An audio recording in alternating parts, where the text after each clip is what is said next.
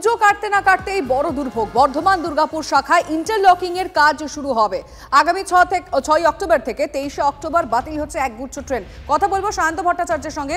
সায়ন্ত, মূলত কোন কোন ট্রেন বাতিল হচ্ছে এই কদিনের জন্য?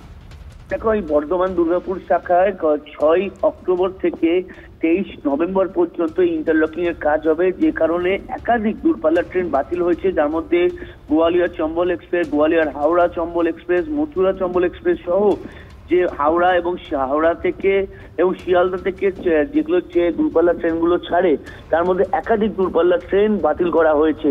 এবং এই 27 দিন বাতিল থাকায় চরম দুর্ভোগে পড়তে চলেছে সাধারণ যাত্রীরা, তা নিঃসন্দেহে বলা চলে। যদিও রেলের তরফে জানানো হয়েছে যে ইন্টারলকিং এর কাজ হবে তা যাতে যাত্রাপথ মসৃণ করা যায় এবং নিরাপদ বিহীন কোন রকম ঝুঁকিবিহীন করা যায়, তার জন্য কিন্তু এই ইন্টারলকিং কাজ করা হবে। আর সেই কারণে এই সমস্যা হতে পারে এবং তাতে কিন্তু সুবিধা হবে যাত্রীদেরই। তবে এই কারণে এই একাধিক যে দূরপাল্লার ট্রেন বাতিল করা হয়েছে, তাতে সাধারণ যাত্রীরা কিন্তু চরম ভোগান্তির শিকার হচ্ছে যাত্রীরা, সেটা বেশ খানিকটা পরিষ্কার। ধন্যবাদ।